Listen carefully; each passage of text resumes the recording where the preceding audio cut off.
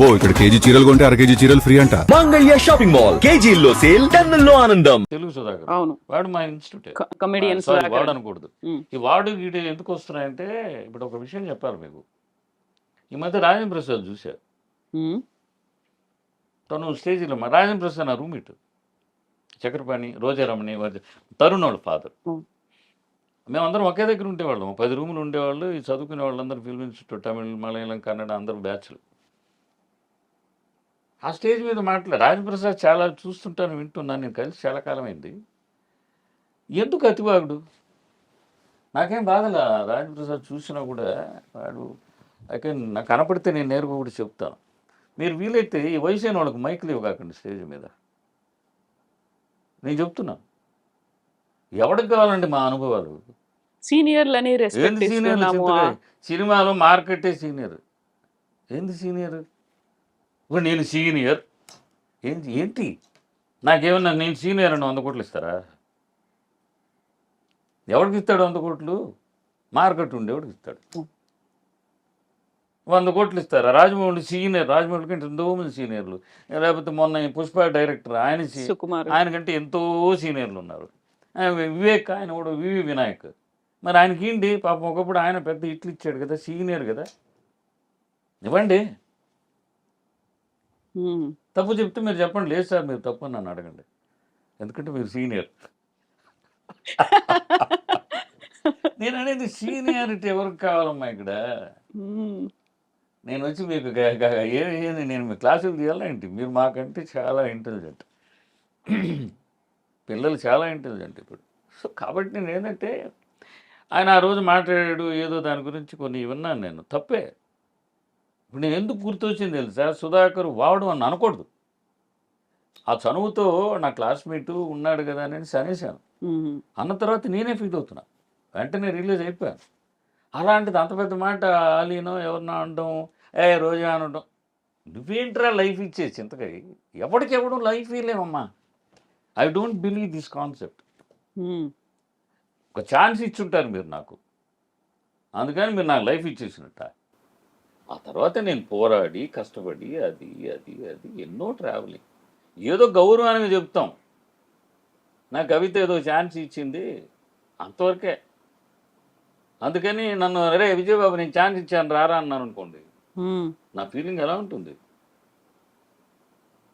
నేనైతే కొట్టేస్తా అక్కడే. నేనైతే ఆ ప్లేస్లో ఉంటే పోరా నువ్వేంద్రా ఛాన్స్ ఇచ్చేది, నేను నీ సినిమాలో యాక్ట్ చేయడం నీ గొప్పరా అంట. అట్లా అతను ఆ రోజు అవి ఎందుకు, ఏం ప్రయోజనం నీ సీనియారిటీ? నువ్వు సీనియారిటీ వచ్చావు, పిలిచారు, ఓకే గౌరవం, అందరూ బాగుండాలి, అందరూ అదే 4 మాటలు చెప్పి వెళ్ళిపోవచ్చు. రావే రోజా, లేకపోతే రే ఇలా అలీగా వాడిని ఏదో అన్నాడు బూత్ మాట, ఇది ఎంతో ట్రోల్ అయినాయి. వీలైతే రాజేంద్ర ప్రసాద్ నువ్వు చూస్తే నన్ను తప్పుగా అనుకున్నా పర్వాలేదు, వద్దురా ఇంక స్టేజీలు ఎక్కొద్దు, ఐఎమ్ సారీ, వద్దు రాజేంద్ర ప్రసాద్ గారు స్టేజీలు ఎక్కొద్దు. ఎందుకు మనకి, ఎవరికి కావాలి? మన ఇంట్లో మన పిల్లలు మన మాట వింటున్నారా? ఎండలేదు. అందరికీ చెప్తున్నాను నేను, దీని ద్వారా నేను చెప్పేది ఏంటంటే, మన సీన్ ఎంత తక్కువ మాట్లాడతామో మైక్ ముందు అంత మంచిది. నాలుగుందే దాన్ని ఎంత తక్కువ ఉపయోగం. ఒకవేళ నువ్వు చెప్పదలుచుకుంటే వినదగింది చెప్పు, గౌరవంతో చెప్పు. అయితే నిన్ను గురించి నువ్వు చెప్పుకో, ఇంకొకరిని కించపరచు. రాజేంద్ర ప్రసాద్ ఎందుకంటే తను నాకు బాగా మిత్రుడిగా ఉన్నాడు కాబట్టి ధైర్యంగా పేరు చెప్పి చెప్తున్నాను. రాజేంద్ర ప్రసాద్ తప్పుగా అనుకోవద్దే, నేను ఏదో ఇది చేయాలని కాదు, నా స్నేహితుడిగా నీ మీద అంతమంది ట్రోల్ చేసింది చూసి నేను ఫీల్ అయ్యి, పైగా నీకు అమ్మాయి చనిపోయిన ఒక డిప్రెషన్ ఉండొచ్చు, నేను రాలేకపోయాను సార్ కొన్ని కారణాల వల్ల, తప్పుగా అనుకోవద్దు ప్లీజ్. ఓకే, నాకంటే చిన్నోడు నువ్వు. ఓకే. ఆ కాలంలో 10 మంది 12 మంది ఒకే రూమ్లో ఉండేవాళ్ళు కదా, ఎంత ఉండేది? ఇంత ఉండేదా ఈ రూము? ఒక రూమ్లో 3-2 ఉండేవాళ్ళం. ఓకే. 50 రూపాయలు అద్దె. 3 ఉంటే 100 రూపాయలు షేర్ చేసుకునేవాళ్ళం. ఓకే. సో హాయిగా పక్కనే డ్రైవర్ వుడ్ ల్యాండ్స్ ఉండేది, ఈ విఐపి గ్యాదరింగ్స్ ఉంటాయి అక్కడ, కార్లో వచ్చి తినేవాళ్ళే, మాకు డబ్బులు లేకపోయినా పెట్టేస్తారు. డబ్బులు ఉన్నా పెడతారు, డబ్బులు లేకపోయినా పెట్టేస్తారు. అలా రెగ్యులర్ అక్కడికి వెళ్ళేవాళ్ళం అందరు కలిసి. అంటే 2 ఇయర్స్ కోర్స్ అది. మేము సెకండ్ ఇయర్కి వచ్చినప్పుడు ఫస్ట్ ఇయర్ బ్యాచ్ మొత్తం 3 బ్యాచ్లు బయట వచ్చాయి పెద్దగా. కరెక్ట్ గా మీరు చెన్నైకి వచ్చి 50 ఏళ్ళు అయింది, గోల్డెన్ జూబ్లీ కరెక్ట్ సెలబ్రేషన్స్ అండి. ఇప్పుడు మీరు చెప్తుంటే నాకు గుర్తు కదా. అవును మీరు అవును అవును అవును మీ అవును ఊరు వదిలేసి అవును నేను అవును చిత్ర పరిశ్రమకు వెళ్ళాలి అని Yes. మద్రాసుకు వచ్చి 50 ఏళ్ళు గోల్డెన్ జూబ్లీ నిజం సెలబ్రేషన్స్. నిజం కంగ్రాచులేషన్స్. నేను నోటితో వింటున్నాను, నాకు నేను లెక్కలు పెట్టుకోలేదు కానీ అంతే కదా. 75 లో వచ్చారు, ఇప్పుడు 2025 లో ఉన్నాం మనం. ఇంత ట్రావెలింగ్. ఇంకా 50 ఏళ్ళు సినిమాలోనే ఉన్నా, ఇంకా ఉన్నారు మీరు, చెన్నైలోనే ఉన్నారు మీరు చెన్నైలో ఉన్నా. 50 ఏళ్ళు. నిజంగా thanks to God, thanks to మా బాబా, మా అమ్మ నాన్న, నా భార్య, నా పిల్లలు. ఈరోజు మీ దగ్గర ఇది వినడం నాకు ఒకలా చూకింగ్లో ఉంది. కరెక్ట్ గా ఇప్పుడు గోల్డెన్ జూబ్లీ సెలబ్రేషన్స్ మీరు చేసుకోవాలి. ఈ ఇంటర్వ్యూ తర్వాత ఒక దమ్ము.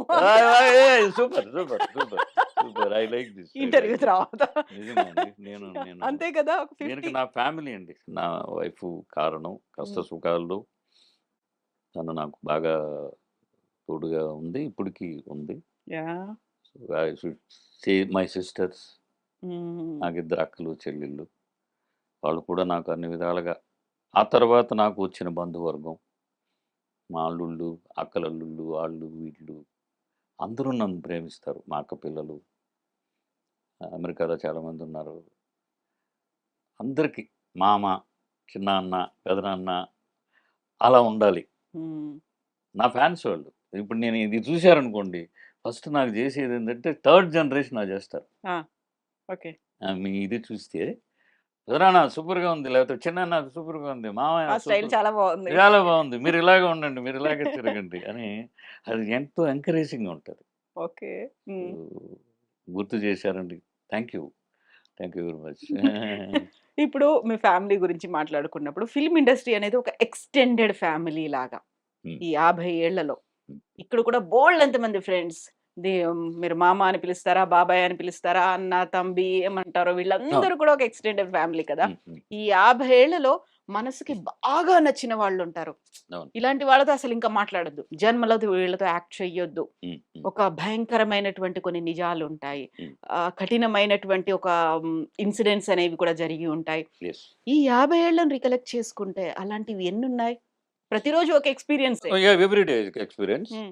ఎందుకంటే నేను ఎంటర్ అయినప్పుడు తమిళ్ ఫీల్డ్లో అందరు సీనియర్స్ అండి. నేను హీరోగా ఉంటాను, మిగతా నా చుట్టూ క్యారెక్టర్స్ ఇప్పుడు ఒక ఎస్వి రంగారావు, అప్పుడు అట్లా మేజర్ సుందరరాజన్ అని ఉండేవారు, వికే రామస్వామి అని ఉండేవారు, రంగవేలు ఉండేవారు, సునీలరాజన్, ఎవరు నాగేష్, వీళ్ళందరూ ఎవరు వాళ్ళు ఎంజిఆర్ శివాజీతో యాక్ట్ చేసి ఆ కాలఘట్టంలో వాళ్ళకంటే సీనియర్స్. వాళ్ళతో నేను ఒక్కడే, నాకు అసలు లాంగ్వేజ్ రాదు, అరకొర తమిళ్. నేను ఒక సినిమా యాక్ట్ చేస్తుంటే నాతో వికే రామస్వామి అని, ఆయన చాలా పెద్ద యాక్టర్ అండి, మన రంగారావు గారితో గుమ్మడి గారితో పోల్చుకునే ఒక యాక్టర్లో. కొంచెం ఎక్కడో భయం ఉంటుందిగా వాళ్ళతో, వాళ్ళు రావడమే వాళ్ళు అలా పులుల్లా వస్తారు, ఆ లాంగ్వేజ్ అవి. సో డైరెక్టరు వచ్చాడు, పరిచయం. అంతకుముందు ఒక సినిమా చేస్తున్నా తమిళ్లో, చూశాను తమిళ సినిమా అని అన్నాడు. నేను నమస్కారం చేశాను, కూర్చున్నాను, డైలాగ్ చెప్తున్నాం. ఆయన గబక్కని వాడు అసిస్టెంట్ని పిలిచి, సార్కి సిగరెట్ కూడా అన్నాడు. 355 సిగరెట్ ఆయన కాలుస్తున్నారు. అప్పుడు అందరూ 355 అండి. నేను బెదిరిపోయాను,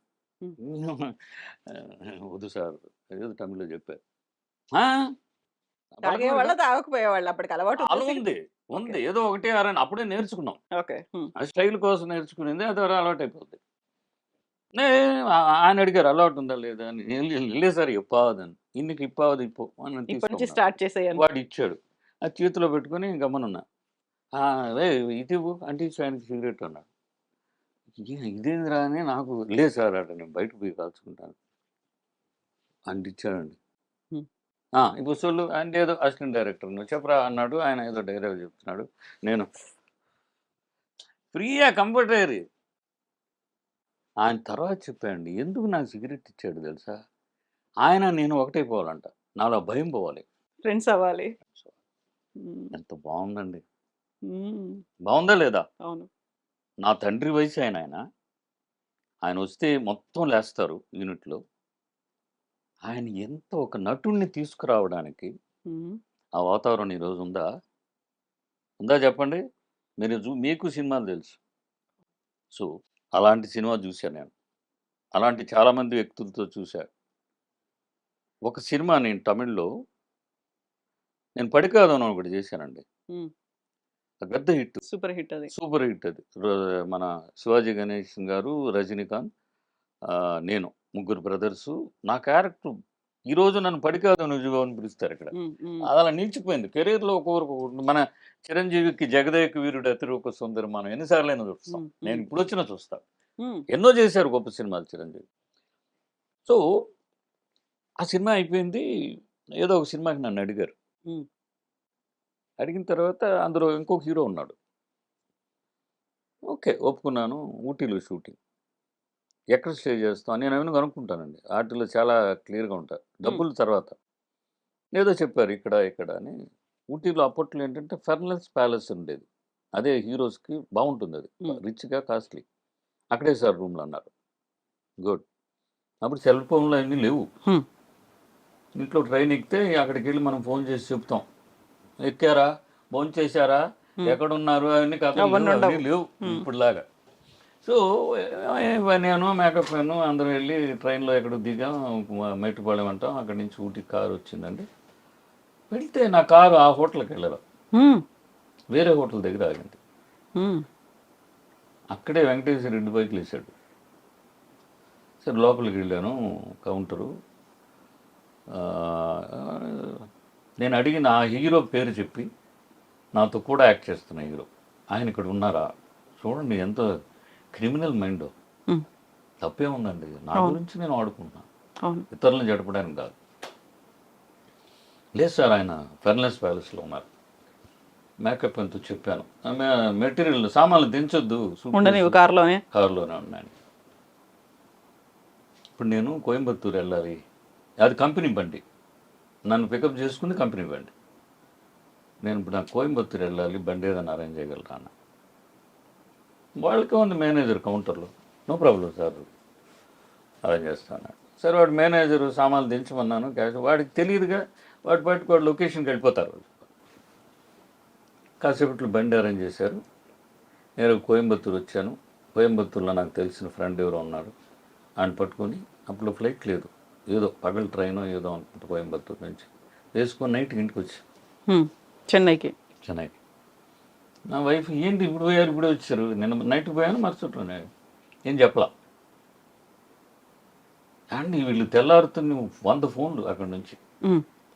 ఆయన వచ్చారు, ఇంట్లో ఉన్నారు, నిద్రపోతున్నారు, తలుపు తీయలేదు. నేను చెప్పేశా. పొద్దున్న లేపొద్దు నేను లేచినప్పుడు ఏదైనా మాట్లాడుకుంటాను. తర్వాత ఎప్పుడో లేచిన తర్వాత ఫోన్ వస్తే ఫోన్ తీశాను. సార్ విన్నా సార్. ఏం సార్ వెళ్ళిపోయారు సార్ ఎందుకు సార్? ఏం లేదు మీ మనిషిని పంపించండి నాకు ఇచ్చిన అడ్వాన్స్ తిరిగి పంపించేస్తాను. ఎందుకు సార్ వద్దా ఇంక చెప్పకపోతే వదలరుగా. నేను అడిగిన రోజు మీరు వచ్చిన రోజు నేను అడిగిన క్లారిటీలు ఇవి, మీరు చెప్పింది ఇది, మీరు చేసింది ఇది. నేను ఆ అవమానంతో కృషించిపోతే అక్కడ యాక్ట్ చేయలేను. హ్మ్. దానికంటే నేను వెళ్ళిపోవడం బెస్ట్. లేదు సార్ మీరు ఇప్పుడు రండి సార్ అదే రూమ్ రెడీ సార్. హ్మ్. హ్మ్. వద్దిగా వెళ్ళలేదండి. అప్పుడు డిసైడ్ అయిపోయాను ఈ సినిమాలో తీసుకునే డబ్బుకే వాల్యూ. నేను అప్పట్లో ఏదో నాకు 25,000 ఉంటుంది అనుకుందాం. నాకంటే ఇంకొకటి ₹1,00,000 తీసుకున్న హీరో ఉంటాడు. అంటే ఇక్కడ ఏంటంటే మీ రెమ్యునేషన్కే వాల్యూ, మీ మార్కెట్కే వాల్యూ మనిషికి లేదు. అందువల్ల సినిమా వాడనేవాడు నాకు ఎవడు అందరూ ఫ్రెండ్సే. హ్మ్. నేను ఎప్పుడు నేను ఎత్తున పెట్టుకోను. వాడి టైం వాడికి కలిసి వస్తే ఓకే, వాడు కలిసి రాలేదా పాపం అంతే. హ్మ్. సో, ఇప్పుడు వాల్యూ అనుకున్నాం. అదంతా బేస్డ్ ఆన్ మార్కెటింగే కదా! ఇప్పుడు ఇంత డబ్బు పెడుతున్నాము. ఈ హీరో మీదనో, లేకుంటే ఈ డైరెక్టర్ మీదనో ఇంత పెడుతున్నాము అంటే, దానికి ఇంకొక పదింతలు రెట్టింపు మళ్ళీ మనకు వస్తుంది. రెవెన్యూ వస్తుంది. గుడ్. కలెక్షన్స్ అనేవి ఉంటాయి. ఇవన్నీ కాలిక్యులేషన్స్ చూసుకున్న తర్వాతే కదా! ఆ అవును. హీరోకి 10,00,00,000 ఇవ్వాలా? 100,00,00,000 ఇవ్వాలా అనేది. Even good. డైరెక్టర్ కూడా 100,00,00,000 ఇవ్వాలా? 50,00,00,000 ఇవ్వాలా? అనేది గుడ్ కూడా అండి. మంచి క్వశ్చన్. దాని మీదే ఉంటుంది కదా! అవును. ఇప్పుడు అవును. మనం ఇంకొకరిని తప్పు పట్టడానికి కూడా ఏం లేదు కదా కరెక్ట్. ఇందులో. నేను దానికి ఏకీభవిస్తున్నా. నేను సినిమా తీసినా అంతే. నేను హ్మ్. సినిమాలు తీశాను. ఈ మధ్య కూడా తీసాం. హ్మ్. విశాల్ని పెట్టి ఒక సినిమా 'లత్తి', లాఠీ. 'లాఠీ' అది హ్మ్. మాదే. మా బ్యానర్ అది 100% ఐ అగ్రీ. ఉమ్, కానీ ఈ మార్కెట్ నేను కాదనలే. I respect market heroes, I respect market directors, heroines. మర్యాద ఇప్పుడు నన్ను పిలుస్తారు, నేను ఒక ఆర్టిస్ట్ని పిలిచాము ఆ సినిమాకి, నేను కొంత ఆర్టిస్ట్ నేనే మాట్లాడతా, నా ఏజ్ గ్రూప్ వాళ్ళు నాకు ఉన్నోళ్ళు, బ్రదర్ ఒక 2 రోజులు వేషం నువ్వు చేసి పెడితే బాగుంటుంది, నువ్వు ఏం తీసుకు నాకు ఉన్న ర్యాప్ని బట్టి నువ్వేం తీసుకుంటావో మేము మేనేజర్నో ఏమన్నా చెప్పి నీకు పోయి రేట్ చెప్పేది ఏముంది, ఏదో ఒకటి ఇవ్వని వాళ్ళు ఉంటారు, ఉమ్, ఇంతని చెప్పేవాళ్ళు ఉంటారు. ఉమ్, కానీ ఆయన పొద్దున్నే పిలుస్తాం, 7ంటికి వచ్చేయండి అంటాం, ఉమ్. సాయంకాలం 6 వరకు ఆయనకి షార్ట్ తీరు. కూర్చోబెడతారు. వినండి, ఇప్పుడు ఈ కూర్చోబెట్టండి తప్పలేదు, ఉమ్, ఎందుకంటే నేను డైలీ బేసిస్ మాట్లాడా, ఇక్కడ కూడా క్లారిటీ ఇచ్చేస్తాం మీకు. నీకు డైలీ 15,000 అమ్మా కవిత, ఉమ్, నీకు ఇష్టం ఉంటే రామ్మా అని అడిగా మీరు వచ్చారు, మేకప్ వేసుకొని క్యారవాన్లోనో చెట్టు కిందనో కూర్చున్నాం. సాయంకాలం 6 వరకు మేము టచ్అప్ చేసుకుంటారు, ఏదో తింటారు, మళ్ళీ టచ్అప్ చేసుకుంటారు, పిలుస్తారు. సాయంకాలం 6ంటికి ఇంకా 5 నిమిషాలు ప్యాకప్ ఉన్నప్పుడు రెడీ రెడీ రెడీ, సరే అది కూడా పర్లేదు, ఒక్క నిమిషం ఏమైనా చెప్పులు వేసుకొని వస్తాను, లేకపోతే అంత టైం కూడా ఇవ్వరు, ఏది మనకే. ఉమ్, పైగా మధ్యలో ఎవడో ఒకడు పాత అసిస్టెంట్ డైరెక్టర్ లేకపోతే అడుగుంటారు, మీరు పొద్దున వచ్చి కూర్చున్నారా, ఒక షాట్ కూడా తీయలేదు, ఏందిరా అసలు విషయం ఏందిరా, ఉందా లేదా, మన చెవుల్లో వినపడేటట్టు అంటారండి. డబ్బులు తీసుకోవాలా, కూర్చో మనం. ఇది ఎంత చావు దెబ్బండి, మనుషులమే కదా మనం. మీ వ్యాపారాన్ని మేమేమి చెడగొట్టలా, ఉమ్, నాకు ఇష్టమైన డబ్బులు మీరు ఇచ్చారు, మీరు ఇవ్వగలిగే డబ్బులు నేను తీసుకొని నేను వచ్చాను. ఉమ్. మానవత్వం లేదా, మర్యాద లేదా?